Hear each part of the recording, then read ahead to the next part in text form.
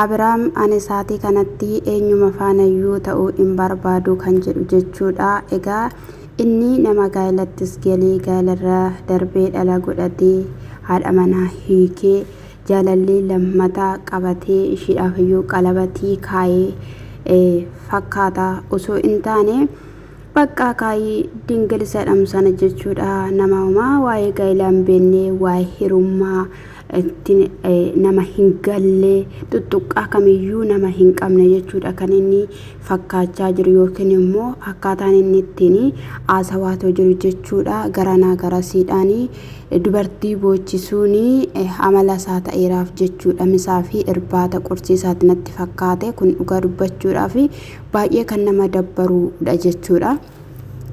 Ashamaa akkam jirtu hordoftoonni kiyyaa marti keessan siniin jechaa egaa maatiin haa ta'uu na jajjabeessuu warri na faana jirtanii waaqayyoo gooftaan koo sinaa heebbisuu siniin jechuun nan jaaladha.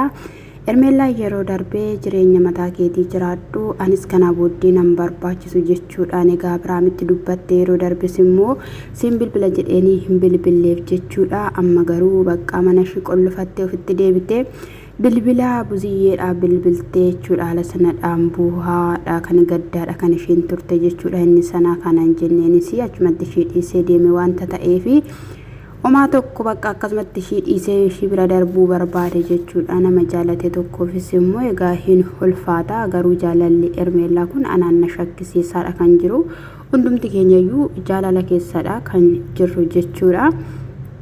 Dhugaa dubbachuuf ani jaalalli dubartoota tokko baay'eedhum tokko na dhiba jechuudha. Maali dhiiradha, alagaadha, hormadha yoo deeme haa deemu bakka gadii sitti baasee inni si uume of si fakkeessee rabbi keessiif jira waan ta'eef waan hundumayyuu immoo obsanii bira darbaniiti kan isa caalu argachuu ni danda'u waan ta'eef mee nama kanaadhaaf nama dubartummaatti deebi'ee jechuudha. Takka shurrubbaa dhaatee takka maal jedhuuf kooru haasawa kan hin beekne kan of tuttuulu kuni boruudhaan gaa'ela naaf ta'a boruudhaan jireenya naaf ta'a ani isa dhabeen jiraadhu jettee maaltu si boochisa bakka of jabeessitee ati nama iddoo gaarii lafa gaarii jirtudha waan taateef yoo si danda'amaa ta'e nama biraatti sitti jechuudha. Kan sababu baay'een jira simbu qabeettiidha bareeda amala qabda haadha jaalalaati.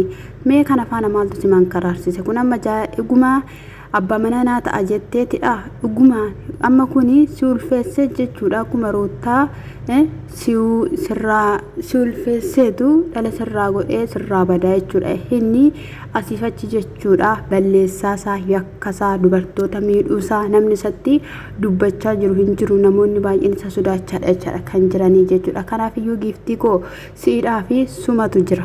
Ishii yoo ofii jiraatte kan biraatiif jiraachuu kan dandeessu darbitee jechuudha. Balbala dhaqanii rukutanii jechuudha. Saaquu diddee boodan saaxeen boochi fuulli kunii diddiimate mucaan akkas fakkaattu qattee goggodde namummaa buustee nyaata nyaattu jedhanii bishaan hin dhudhu jedhanii maalidhati dubartii gaarii jabduu cimtuu ta'uu qabda malee jireenya biraan malee hin jiru jedhuuni. Yeroo kanatti bakka innis egaa dhidhiibaa dhufee maalidha jennaani mucayyoon haala bareeda keessa sirri keessa hin jirtu. Abiraam yaadni kee maali karoorri kee maali jennaani kaleessaati roottaa faana jiraadhu naan jettee na biraa hin deemne ennaa dubbattu maaliif of hin eeggatini jennaani qalbii ishirraa waan sitti dubbatte sitti fakkaate jedheen jechuudha. Daaniini ati maal ta'utti jirta nama maaliin ta'ee jennaan hin bilbiltuuf hin haasoftu yoo irraa gargar ba'uu ta'eera ta'e tiriitii gooteetu jaalalaan yaadan irraa gargar baata malee akkasumatti cillim dirgim gootee maal jechuudha irraa baduuni akkam ta'utti jirta itteen buziyyeenis jechuudha. Anokoof dhaggeeffachuun barbaada. Ishinis immoo akkas jetteeyyuu ani hin barbaadu sin fedhu hin jenneeni yennaani jimmi jedheenanii taa'ee si eegaayii lachan keessaniyyuu hin barbaadu jetteen immoo nama wantoota sana keessa galus hin turreeyyuu isa kanaafiyyuu amma yoomittan si eega jetteeni. Buziyyeenis immoo umurii kan jedhamu ni jira waan baay'ee barbaaddi dubartiidha isheenii jedhaniini bakka cannaqamee dhiphadhee jechaa jechuudhaan yoomin si dhiphisee maaf akkattidhaan na dhiiste ani baay'een si jaaladha inni nani si jaaladhu inni iddoo ani siif qabu umas ta'ee sitti fakkaatu jetteen jechuudha. yeroo kana keessatti daaniin nuti amma murtoo kee barbaannaa ofitti deebiteettaa hin filatta jennee si eegaa turreeyyuu ati immoo sana hin goone amma mucayyoon gidduu kanatti miidhamaadha kan jirtuuf dhabaadha waanta ta'eefi isa kanaaf murtoo keessa dhugaa ni barbaannaa guyyaa lamatti murtoo akkati noolaattu jedhaniin jechuudha. Innis bakka osumatti hin toliini osuma bakka keessi isaa gammachuu hin argatiini tole bakka isinittani maadha kan inni jedheen jechuudha. Sanaa dura garuu bakka maa murteessite maaf akkas taate qibixxisseedha jechuudha. Asii jechuudha kun diilallaa maali dhugaa dubbachuuf tanaan amma immoo cirraashumayyuu duuriyyee ta'e bakka jechuun jira miti razimmi jedhanii warra magaalaa keessa deemanii asiif achi akka barbaadan kaaggisaa kolfaa kana hoolanii sana haammachaa oolanii argitan ittummoo kaleessa suuranii poostisanii godhe jechuudha. Viidiyoo tiktookii kanarra deddeebi'aadha jechaadha kan inni ture hidhamaadha. TikTokin sun irraan buusee fide jedheen jechuudha. Amaariffaanis barreeffameen immoo amaariffaa wanni isaas hin qabu. Ani baay'ee tokkoon dhugaa dubbachuudhaaf taanaan feekisaa ta'uu dhugaasaa ta'uu na ajaa'ibee na dhiisuu didee mucayyoon haala kana keessa jirti. Ruutiyyeen immoo dhugaa dubbachuudhaaf bakka humna ishiitti ol ta'ee wanti hundumtiyyuu eegdee dhabdee ennaa dhufee wanta biraanatti agarsiisa. Kanaa booddee garuu hin danda'u hanidha kan ishiin jetteellee jirtu jechuudha.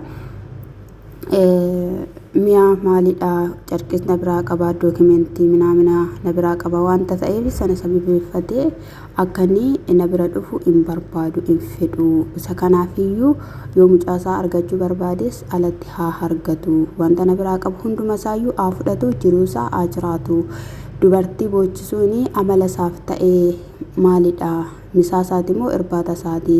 Dubartii boochisuun gaafa tokko keessaa gaafa tokko gatii isa baasisa gatii isa kaffalchiisa cubbuu guddaadha wanta ta'eef amma danda'amaa ta'e isaan gursaa isatti siqaati gaariin ta'uufi kanii egaa ishiin jette jechuudha. Akkasumallee afaan fa'iisillee hin barbaadu erga jedheera ta'e akkas jedhee naannoo ruutaa hin gahiini buziyyeenis wanti ishiin ta'aa jirtu homaa tokkoyyuu naagalaa hin jiru yookiin ifumaan ifa baaftee yaada ishiin itti himtu rakkoo maalii qabdi ruutaadhaan kan hanga kanaatti jibbitee hanga kanaatti waashii kanaa softu. Kanaafiyyuu isa kanaadha kanii barbaachisu akka barbaade haa ta'u waan fedhe haa ta'u isin immoo asiif achi deemtanii takkattuu ishii sana fakkaattu takkattuu anaan na fakkaattu ani haadha mucaa kootiif jedhee aarsaa kaffalaadha kana nani jiru. Inni kun immoo homaa ta'eeyyuu isatti mul'achuu fi argamu erga dideera ta'e gadi jechuun koo waan biraas edda isatti fakkaateera ta'e isinis immoo ani amtuu ta'ee abbaa mucaa kootiidhaaf yookiin immoo Abiraamidhaaf dubartiin sun immoo gaarii akka taateefitti kan isin odeessaa jirtanii. Isa kana hundumarraayyuu of eeggachuun barbaachisaadha. Boru mucaan kun viidiyoo kanadhaan in argaa asirraallee yoo badeera ta'e wanti miidiyaan qabate hin badu kan ishiin jetteetoo jirtu jechuudha. Isa kanarratti atis wanti gootee jira wanti baballeessitee viidiyoodhaan ol keesseef jirta taatis dhala keetiif waan gaariin ol kaa'e jettee xiqqoo ishii inni kun in ulfaata jedheen yaada maaliif gochaa nati gootee abbaa isaa irratti wantoonni nati goggoote ni jira garuu immoo dhugaa dubbachuudhaaf akka hamma haala inni jiru keessatti jechuudha inuma kosaate jechuudha. Waaqayyoo araara isaatiin isatti adii bu'u maleessaayi kun amma reefu natti fakkaate kan dhukkubsachaa jiru malee inni araa ta'e sana miti dhugaa dubbachuudhaaf maalidha inni akkana cakkaanyii nama godhee ishii sanadhaan sin barbaadu ishii kanaan sin barbaadu lachaan keessaniyyuu hin barbaadu yeroo nan filadhu yeroo kana miti taa'aatiin heegaa deebi'ee nan dhufaa guyyaan dhufu immoo ji'a kana waggaa kana hin jedhu jedhee jechuudha. Haala kanadhaan dubartoota kanadhaan kan inni boochisaa jiru kan maaliiti dhugaa dubbachuudhaaf taanaan jechuudha. Ruutaan yaada gaarii murteeffatte baay'ee namatti tola jechuudha. Haa ta'u hin jaalattaa abbaa mucaa keetiiti ijoollummaadhaan kan isaadhaan jaalatte haa ta'uyyuu malee immoo dhugaa dubbachuuf dirqamni irraa gargaree si baasiseera oma gochuun hin danda'amu. Kaleessa simmaayitiidha yoo ta'eyyuu akka eeddee fi lafatti eeddeetti siif argamuu dhabeera wanta ta'eef kana ol wajjiniidhaan hin deemin dhugaa kee jettee mucaa keedhaaf jiraadhu omaayyuu namne umtuu natti nirraanne galata rabbii jira yoon dees bifa koo hin dhabne eenyummaa koo hin dhabne ishiinis immoo na jaalatti yookiin immoo miidhamti jedhee yaadeetu yoo ta'eera ta'e ani dubartii miidhamtu miti dubartii cabdu miti bifanni kosomaa tokko yoo wanti hin ta'in jiru hundisaayyuu na faana jira kan ishiin jettee too jirtu jechuudha dhugaa ani baay'ee tokko natti toleetoo jira murteeffachuu ishiitti isa kanadha jechuudha hanga yoonaatti naa deebi'a naa galaadhaanii waan hundumaaniyyuu isa eeddee jirti qabeenya sassaaf qabdee jechuudha amma booddee garuu qabeenya isaa yeroo isin jedhu suurri mana sanaayyuu qabeenyadha jechuudha kana booda garuu qulqullaa'eeti bakka dhaaba isaan dhaqeen bakka dhugaan siin jedhe jechuudha nama wajjinidhaan viidiyoo kee hojjettu ijoolleen si jaalatan jiru waan ta'eef diraamaa keessa biraankii keessa wantoota babbareedaa ta'e akkuma kaleessaa qinqinni qo'a jecha akka tenoo dhuftuu siin jechuu jaalannaa si kabanya kaleessayyuu jechuudha nuti hojii kee tokko tokkotu nu jibbisiisaa ture malee jechuudha sisiisannaa baay'ee sisiisannaa jechuudha እና ሰከና ዴፊስሞ በቃ ሶብሲሰኒ ማሊደነቴ አሲፈቺ የቱ የሮ ደርቤ ጃርሱማ ቀበቴ አካ አራርሱ ታቴ ገኒፋናሞ ማሊደነተ ከስጀቻ ቱርቴ ዶሺ ለመታ ብራሚ እንገይኒ ማሊን ተኢን ከነት ጀቻ ቱርቴ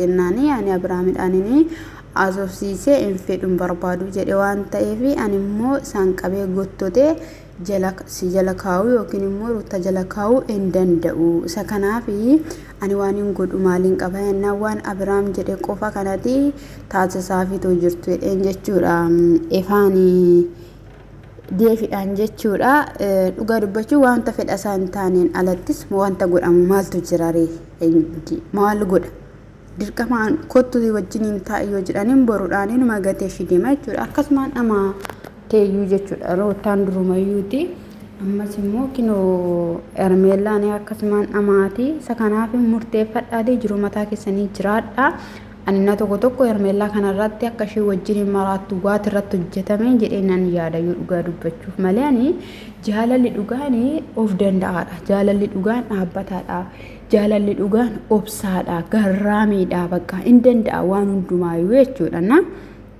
yeroo ammaa kana ammoo shaamarran keenya jechuudha dhugaan siniin jedhe dadhabina caalu qabdu jechuudha dadhabina caalu lubbuu keessan ilma dhiiraati jettanii kan baastan mee waaqayyo maaluma isinitti hagaddu mee dhugaa waaqayyo maaluma isinitti hagaddu jechuun nuti dhaloota gadi jennee yaa rabbi isa na huumtee nagaa naa kennite jireenya na agarsiiftee na dhiisistee na barsiistu jechuu dhiisnee jechuudha ilma dhiiraa jechuudha ilma dhiiraa akka barbaade sirratti ta'ee mirga ishii na jaalatte fedha ishii na jaalatte si tuffatuuf jettee jechuudha yeroo lubbuu kee laattu ati nama maali dhugaa dubbachuuf taanaan inde ol waan seentu sitti fakkaata karra waaqayyo ol hin seentu si gaafataanii naaf jettee jilbeeffattee taasiin jira waaqayyo naaf ana kan sii du'e ana kan gatii sitti baasee maali goota sin jedhee si gaafata ibiddatti seentu malee warri of ajjeesaa jirtan ibiddatti seentu malee warri murtoo ofirratti fudhachaa seentanii jirtanii dhugaan siniin jedhe jannatiin seena jettanii ofina maniina ilmi dhiiraa immoo dhiira gaafa dhiira tokko jaalattu jechuudha akka inni sigan bakka walitti maa ani koo yoo ati deemte koo ani iddoo biraan deema walitti maa deemi dhugaan siin jedhe anamma akkasidha jechuudha yoo deemte yoo teessan teessa bakka hallaqe hundiyyuu jaalalli wal qixadhan jedhani maalifani gatii baasaa gatii maafan baasa gatiin ani baasu innis baasu qaba hallaqe dhugaan siniin jedhe jechuudha jabaadha kan maali dhiiraaf